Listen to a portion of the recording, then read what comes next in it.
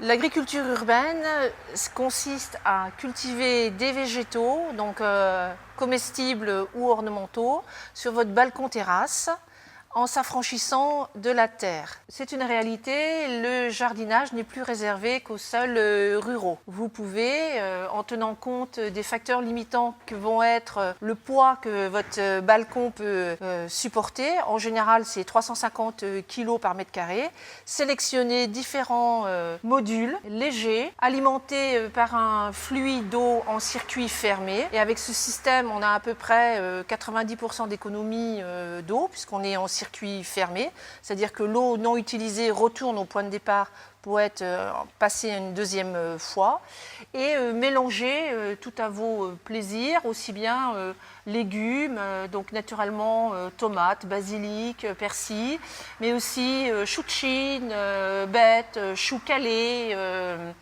petits pois, haricots, et entreposé avec des fleurs. Ce système s'adresse à deux publics potentiels, soit du particulier qui habite en ville, donc du jeune citadin balcon-terrasse, soit des collectivités, des collectivités qui ont des projets de construction de serres sur les toits. Et là aussi, la portance est un facteur limitant.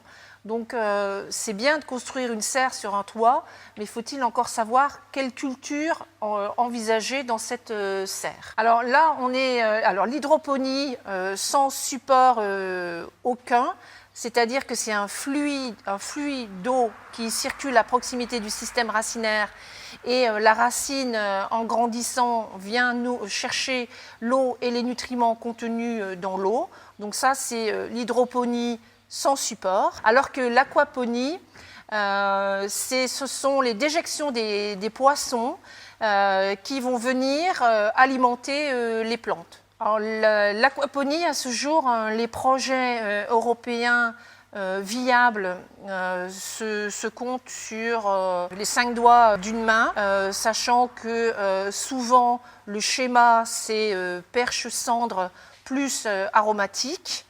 Sachant que c'est deux métiers différents, vous avez d'un côté les métiers de la pisciculture et de l'autre côté les métiers du maraîchage, alors que l'hydroponie, c'est des systèmes qui s'adressent à un potentiel plus large d'utilisateurs. Les horticulteurs ne commercialisent pas aujourd'hui ce type de produit, et c'est justement, c'est un des objectifs de l'essai, c'est de concevoir des nouveaux jeunes plants, puisque comme je vous l'ai dit, il n'y a pas du tout de terre, donc il faut habituer le jeune plant à être cultivé sans terre. Et un volet du projet d'agriculture urbaine, c'est justement de bouturer en hydroponie sans support 3 types de plantes. Dans un premier temps, de l'hypomée, après du géranium et du pélargonium et du pétunia, suivi de thym. Et ces plantes, jeunes plants racinés, on les expédie à nos collègues de Saint-Germain-en-Laye, qui reçoivent ça par la poste et qui remettent après en culture dans leur système hydroponique.